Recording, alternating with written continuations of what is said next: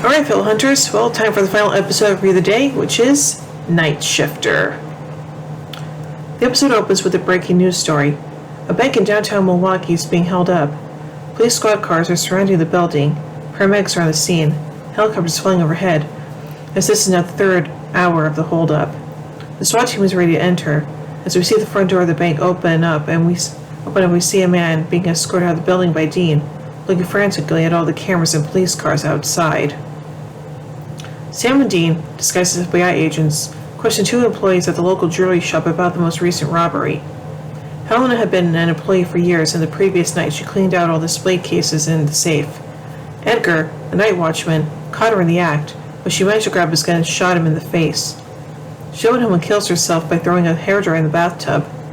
There's no motive as to why she would do this.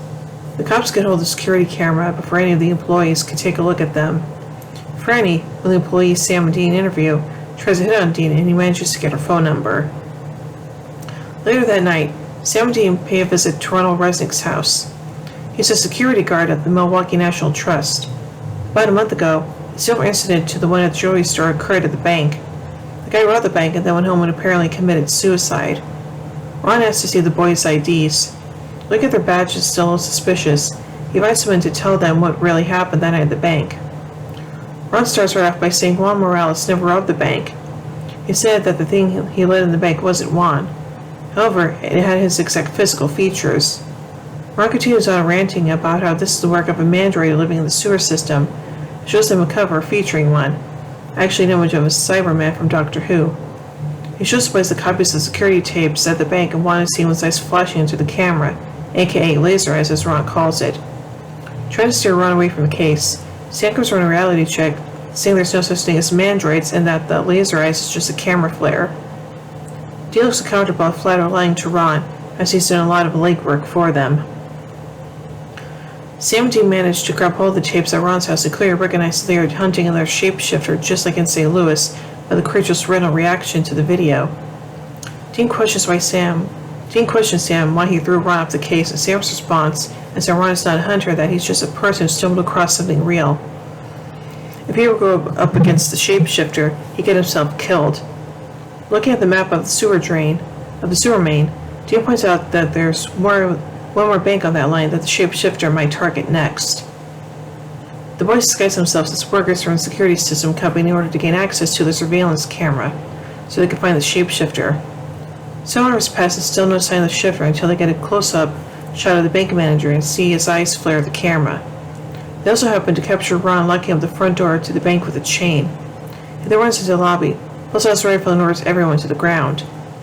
Sam and Dean walk into the lobby and try to negotiate with Ron. Realizing they aren't FBI agents, Ron orders the two of them to the ground. Finding no other option, Dean comes out and tells Ron the truth about this case. That there really is something in this bank, but it's not a mandroid. Dean says they need to find the bank manager because the shapeshifter is in him. Ron lets Dean come with him, locks everyone else in the vault.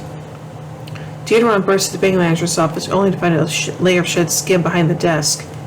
Dean explains to Ron that when a shapeshifter changes form, it sheds the skin and now it could be anybody. Squad cars are surrounding the building, helicopters are flying overhead, and the SWAT team is ready to enter at any minute. The police cut off power to the bank. Sam and Dean are discussing what their next move will be. Since the cops cut the power off, they have no access to the cameras. There's no way to tell who the shapeshifter is. It could be in the halls or the vault. But either way, they got to find a way out of the building because Dean is wanted by the cops. Dean says take a sweep of the building to try and find the shapeshifter. Back in the vault, one of the security guards is apparently having a heart attack. Sam sees no other option but to phone the cops and ask for a paramedic. When one of the offices in the bank, Dean notices a crack in the building. He breaks open the coat rack in the room, and a dead body falls to the floor. Turning the body over, Dean realizes that the shapeshifter is the African-American guy in the vault. Dean rushes back to the vault, and he and Sam bring the security guard to try to lure the shapeshifter into a trap. However, the shapeshifter manages to escape with Ron running after it. Ron only falls right into the sniper trap the cops. Outside of set and is shot in the back, falling to the ground dead. Dean escorts the security guard out of the building while Sam goes after the shapeshifter. Sam discovers some more shed skin and Dean, saying it could be anyone again. Dean is back to the vault to round up all the employees. Outside the building, the feds arrive on the scene. After getting everyone back in the vault, the phone rings. Dean picks it up and Special Agent Henriksen immediately recognizes Dean's voice on the phone. He demands for him and Sam to come out of the building immediately. He says it's become his job to know about the Winchesters, that he's been tracking the two of them for weeks. He knows about the murders in St. Louis and slip-up in Baltimore, and about the cheap motels and thefts. He gives Dean 1 hour to make a decision or the SWAT team will storm in full force. Inside one of the offices, Sam finds Sherry's dead body in the closet. Sam and Dean bring Sherry out of the vault and show her the dead body. When she sees it, she starts screaming and faints. Trying to decide which one is the shapeshifter, they hear glass shatter out front. The SWAT team has entered. As Dean turns around, the shapeshifter grabs him by the throat. The shapeshifter then headsbutts him twice and escapes. Dean manages to catch up with it and rams it up against the wall, stabbing Silver Knife right through its heart. None of the brothers need to find a way out of the bank without being arrested. 2 SWAT team members order Sam to freeze in the hall, but he throws a couple of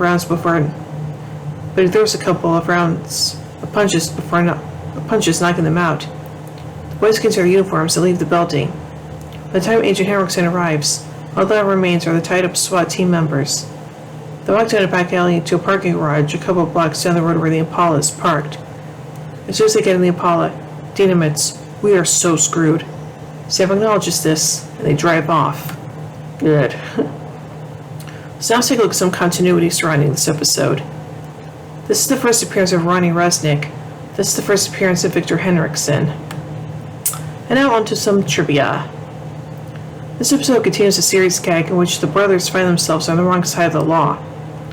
Dean tells Ronald that shapeshifters are human, aside from their disguising abilities, and are responsible for stories of werewolves, both of which are shown to be false later in the series.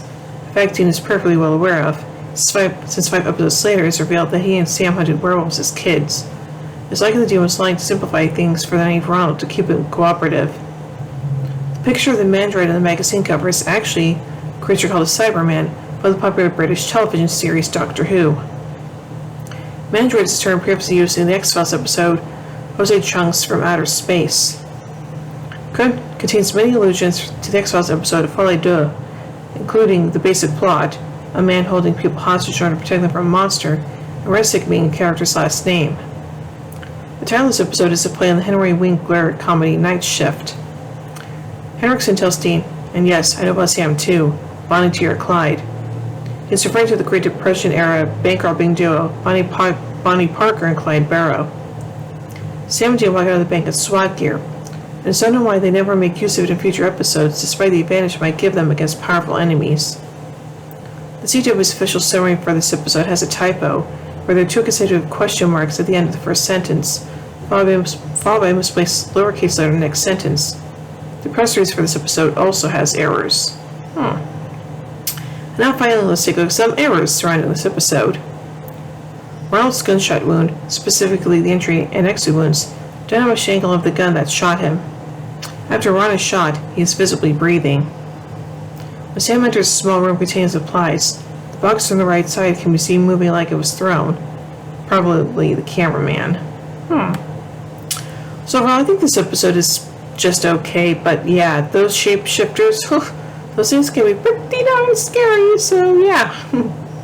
So overall, I give Nightshifter 4 Impalas out of 5. By the way, until next time as we take the next episode, Houses of the Holy. So, until then, carry on, my wayward sons and daughters.